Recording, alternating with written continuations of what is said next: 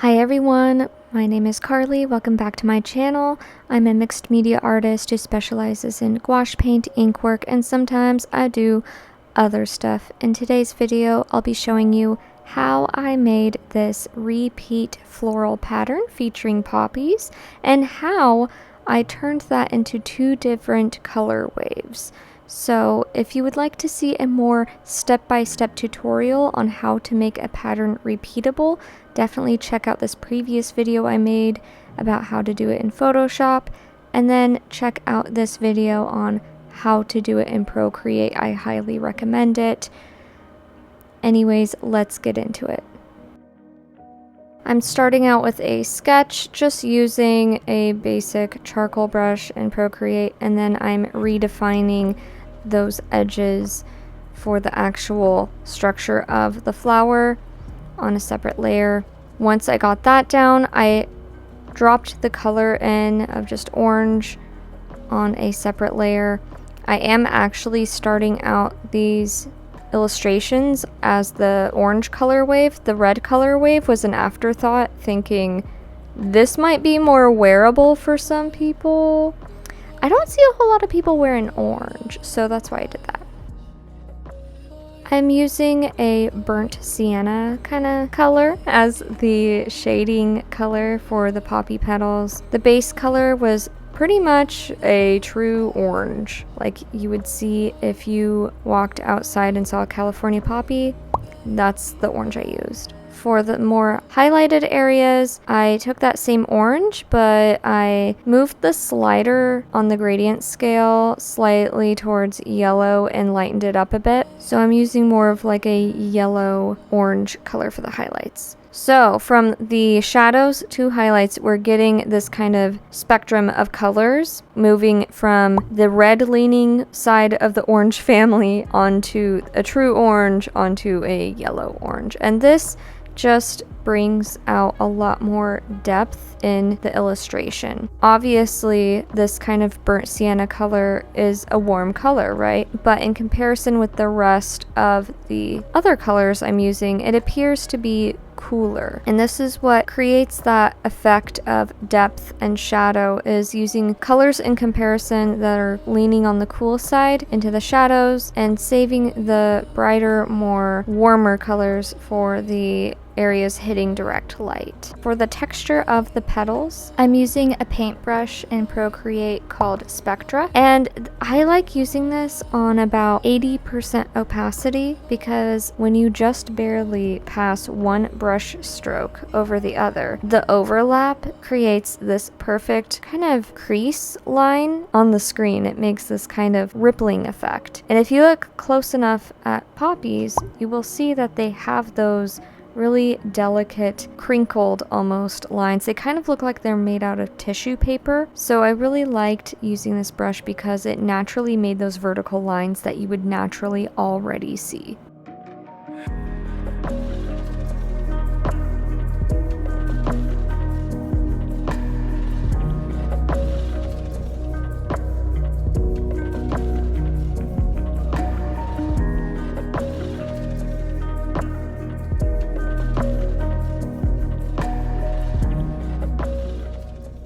Something I'm doing as I'm painting these flowers is creating a swatch in the lower left corner. This is just to make eye dropping a lot easier. As you blend the colors together, they tend to kind of get a little bit muddied, and it's good to have your shading blended where it needs to be, but it does make color picking a little bit easier when you need that exact same color again, because as you blend, it mixes with the other colors. So I just make a separate layer to the side containing all the swatches. If I need that exact color again, I just color pick that.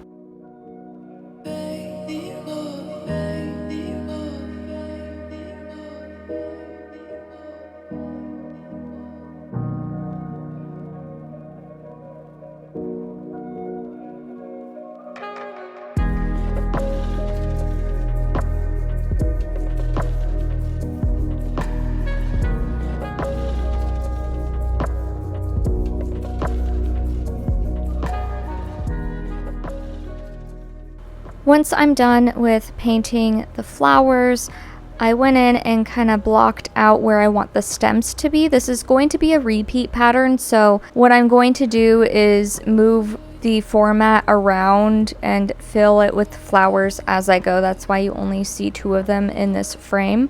I'll explain that in a second. Right now I'm working on some monarch butterflies. It wouldn't be one of my paintings if there weren't like unnecessary eyeballs, you know what I mean? I don't know why. Maybe 14-year-old me never grew up from doodling eyeballs on literally everything, but here we are. I put eyeballs in the butterfly wing design because I thought it looked cool. I don't know what else to say. Looks pretty neat. What I'm doing with the butterfly, so their wings can be kind of annoying to paint because it's almost like my brain wants to make every single orange part inside the black outline to be raised up and do shading, but that's not correct because they're pretty much flat surfaces for the most part. So I just did a darker orange gradient from the center where the body is, and then as the wings fan out, I made it a little bit more yellow.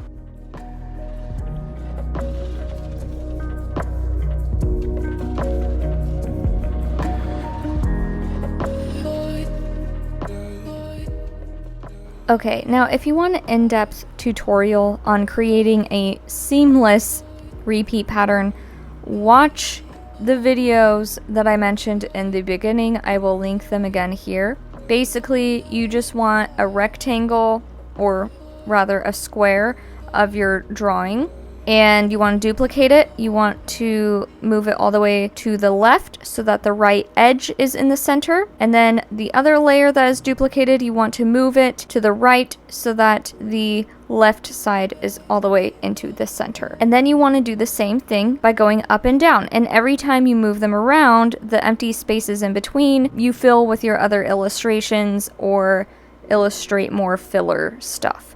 That's what I'm doing here. I'm adding all of the foliage, if you will. Basically, the poppy leaves. I'm shading the stems. I'm adding some extra stem swirlies. Yeah, I just really want this to feel like an ornate, kind of like an antique picture frame, how they have those ornate swirls of leaves and foliage. That's kind of what I'm going for here.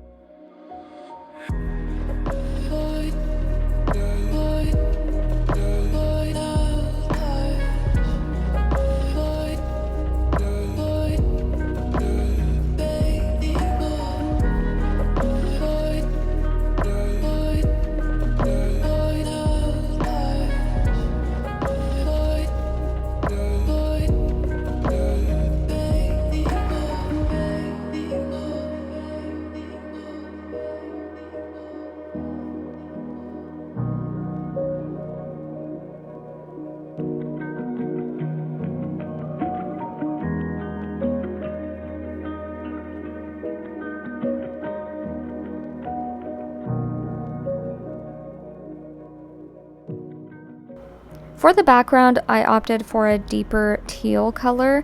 I just thought that this provided a lot of contrast for the orange poppies since they're kind of complementary colors, you see what I'm saying? I also thought that this shade was deep enough to let the green leaves stand out against it. Right now, I'm adding a lot more highlights and shading to the poppy leaves and stems so that the colors can provide enough contrast for all that detailed foliage work to really stand out against that background.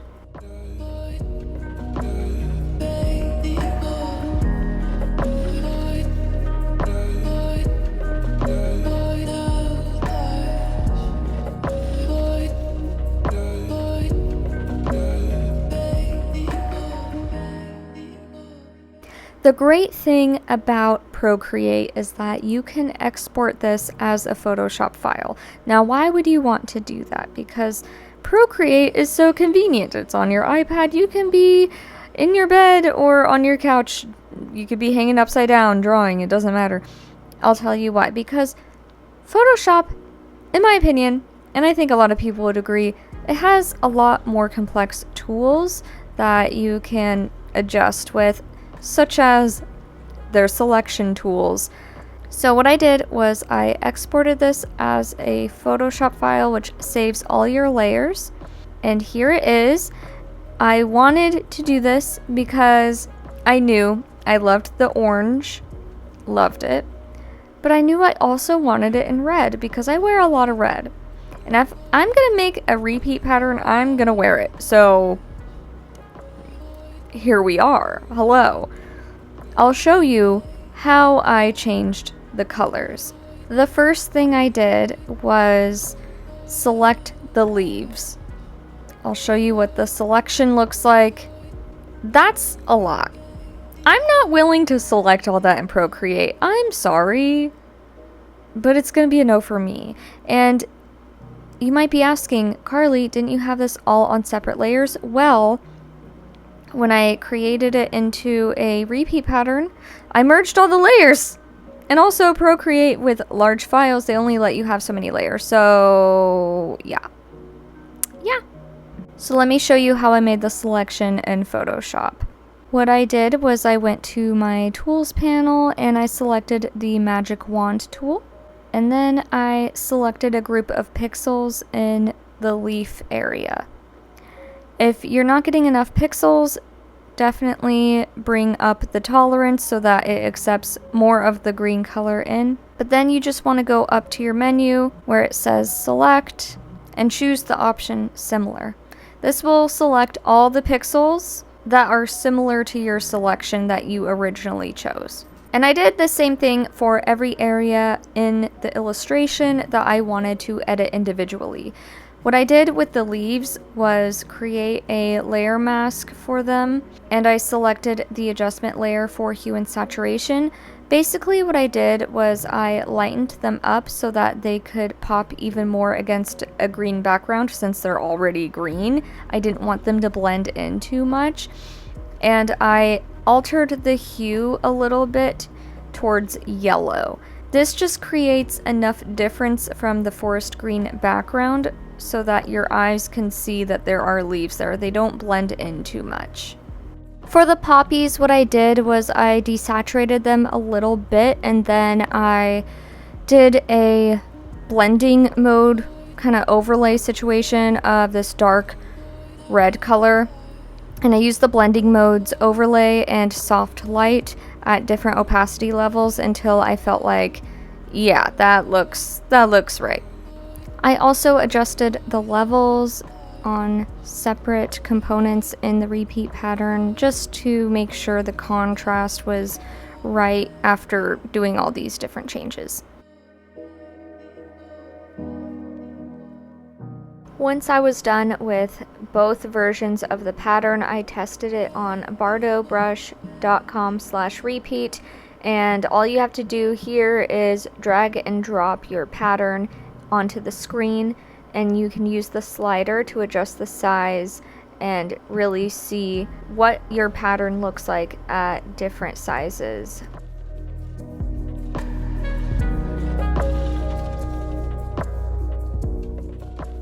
Anyways, I hope you guys liked this week's video. If you did, please give it a thumbs up, consider subscribing, and I will see you next week. Bye!